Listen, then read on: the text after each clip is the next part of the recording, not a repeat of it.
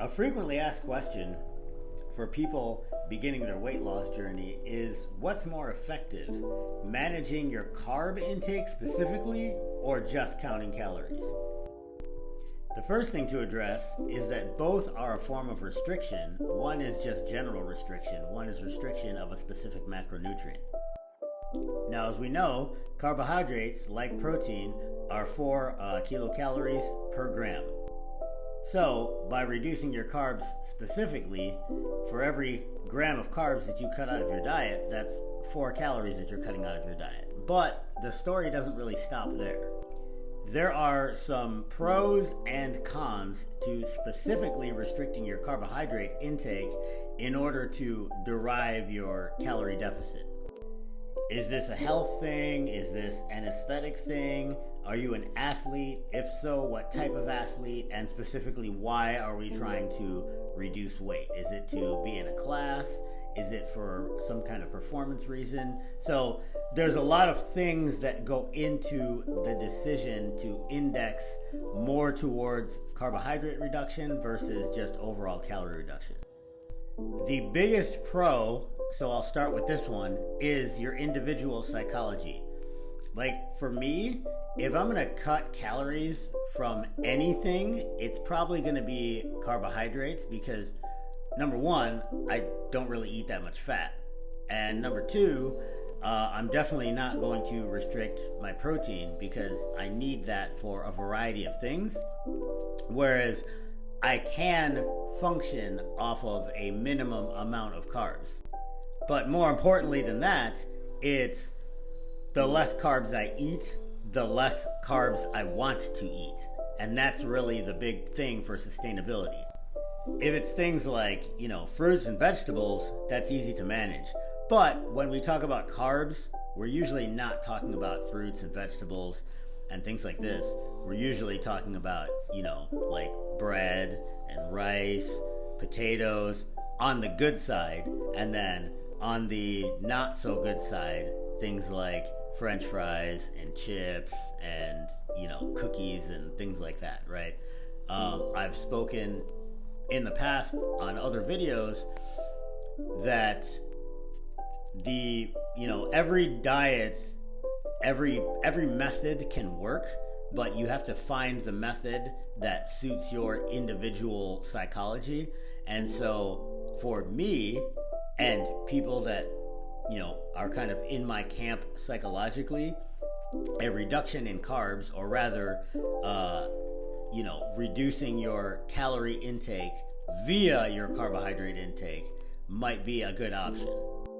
The other pro for more of the Gen Pop crowd is the question of insulin and insulin sensitivity and resistance. Alright, so what's insulin got to do with this? Well, insulin is a hormone that is secreted in the pancreas in response to increased glucose levels in the blood.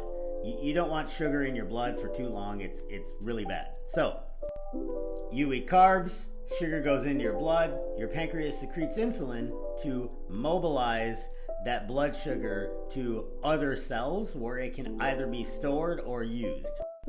It is in effect a signaling hormone. Now, this infographic is, kind of absurdly simplistic, but basically you can think of it as the insulin signal is like the key that unlocks the glucose channel in the cells so that the glucose can move from your blood to wherever cells it needs to go. Like for instance, your liver, your muscles, etc. Now you probably heard of the term insulin resistance before. This is one of the reasons why I highly recommend, especially to my non-athletes, to not snack between meals, because what insulin resistance is basically the boy who cried wolf story to your pancreas. You're constantly adding sugar to your blood, your pancreas secretes insulin to mobilize that sugar.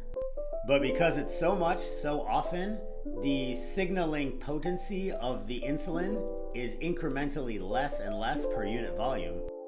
So the pancreas has to put out more because your cells are less sensitive to the amount of insulin that it puts out. And this ultimately, folks, is what leads to type 2 diabetes.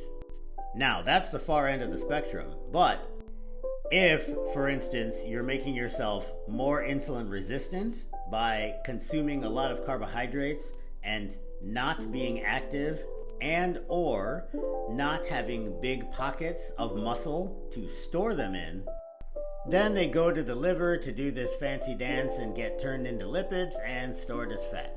I tried to find an infographic that broke that down pretty simply, but I couldn't find one that wasn't like super sciencey. So this is a reason why, folks, it's a good idea to maintain a decent, not massive, but a decent amount of muscle tissue. Just, if anything, to have a big pocket to store extra glycogen in. Everyone's got a liver, and that's a big pocket to store glycogen in. But we can't really make our liver better, and in fact, over our lifetimes, we generally tend to do things that make it function worse. So the real biggest lever we have in terms of managing glucose, besides just being active, which, will approximately manage glucose, but the other biggest lever is just have a lot of muscle.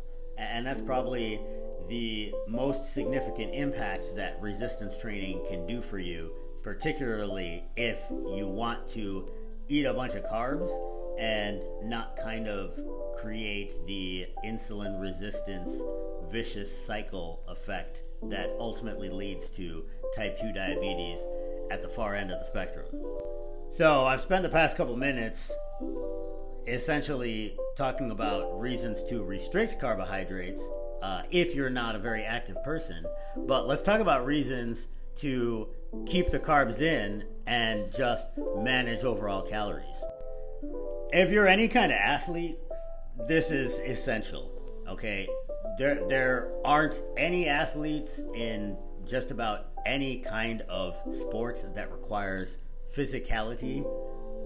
So not like, golf or any of these kinds of sports. Nothing against that, just they aren't nearly as physical as strength sports or football or gymnastics or wrestling or these kinds of things. Very physically active sports, you almost have to have a high carbohydrate consumption just to fuel the training and the performance at a high level.